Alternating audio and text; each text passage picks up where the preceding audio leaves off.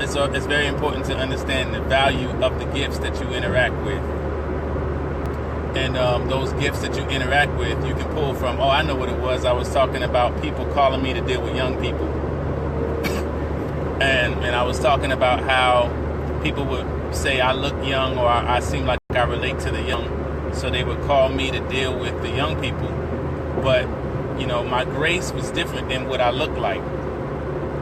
My grace was different than, the things I'm called to. I deal with doctrine. I deal with revelation, rightly dividing the word, ethereal things that deal with, correcting false doctrine, things that deal with high theology and Christology and the nature of God and the role of the prophetic, some of the mysteries of God. So these are the things that I'm drawn to. And though I should be able to, and I do minister to all people, sometimes people will just pair you with what they think would be most relatable. But what ended up happening is the parents were being fed when I would teach. So they figured because they could be fed, they were being fed, then maybe their child would receive from me too. But what would always happen is the children wasn't feeling it. It was always in the realm of the young adults, or those who already felt like they had a desire to minister, or those who felt like they had the desire to flow in the prophetic, or to sing, or in the arts and that kind of thing. So in other words, it wasn't just because they were young, but it was based on their assignment, connecting with my assignment. So you want to make sure that you know what you're pulling on. You'll be frustrated if you try to pull on an apostle for pastoral grace if the shepherding piece is very low inside of them. If it's very low, because they're going to redirect you to somebody else. And sometimes people don't like to hear anything unless it's coming from the person that they're asking. But an apostle will redirect you.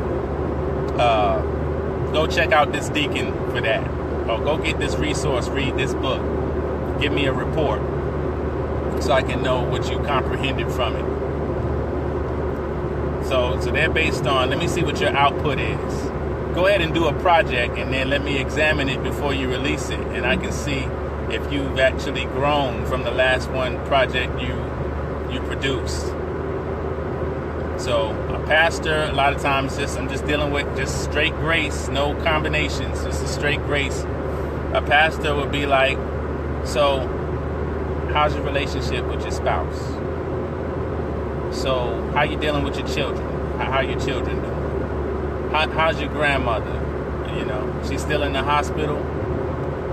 These are questions. A pastor is really dealing with you as a person and your relationships and how you're maturing in the fruit of the Spirit and that kind of stuff, and how they can help you navigate life together. So a pastor knows those relational things. They're asking relational questions, and a pastor knows your family by name because you mention them, is interested and knows when your child has a football game or has a baseball game, because the pastor, that's why I say, and a lot of people don't agree with me, but that's why I say you can't pastor but so many people,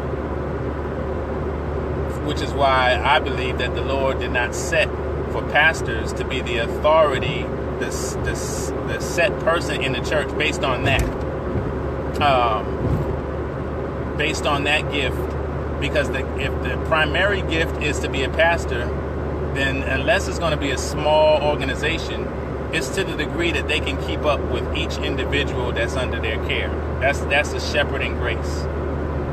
So I don't know how many people you can keep up with, but you start getting into larger numbers where that pastor has to employ and put different people in place. That's dealing more with the gift of administration. Because now you have other people doing the pastoring for you. It's not just you pastoring, but it's a pastoral team. So that's different. That's dealing with a different aspect of it. But anyway, those are the things that we have to know. and that people want to know, that people want to be graced. And so if somebody says, I want to grow and I want to find out what my role is, I feel like I'm called to preach, then we need to navigate through what aspect of the ministry you believe that you're really called to, what gifts you operate in. And one of the things that was said more than anything is that you concentrate on growing in love. Start there. Don't concentrate on your gift. Concentrate on growing in love in relationships with people, because love is the greatest gift. As you grow in love, then begin to concentrate on serving.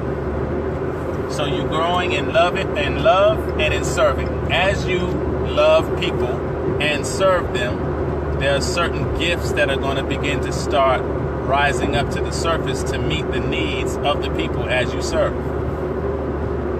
So as you love them and you start seeing things and you're moved with compassion, you might be moved with compassion to teach them because you love them. Or you might be moved with compassion to call them and check on them and see how their life is. Or you might be moved with compassion to build them and train them up and equip them and show them how to walk in a greater level of authority, or teach them how to pray. Or you might be moved with compassion to show them how to study the word for themselves, not just to learn from you, but how to study and dig out things for themselves. But whatever you're moved to do to express your love is an indication of what your gifts are. But you start with loving folks, you begin to serve folks, and then as you do that, you start maturing and unveiling, and there are certain things you start wanting to do for people that you love and that you're serving.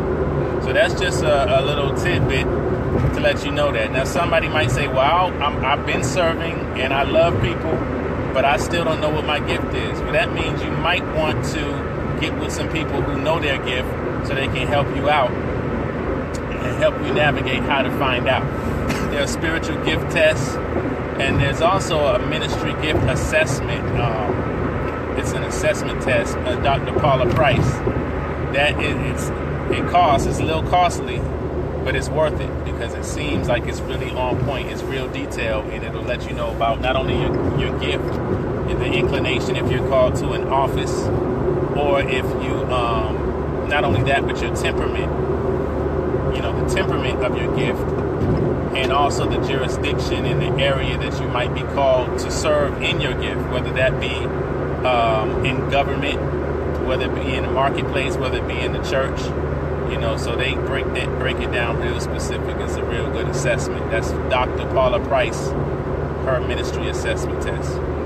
But if you want to hit me up one-on-one, send me an inbox and we can talk about it if you need to know about that. But I think I spoke enough about that today. It ran out and had to change videos up. So I'm going to go ahead and let it rest right there. I'll talk to y'all soon. I don't know who's on, but I appreciate y'all checking in with me, rocking with me. Grace and peace. Love you much.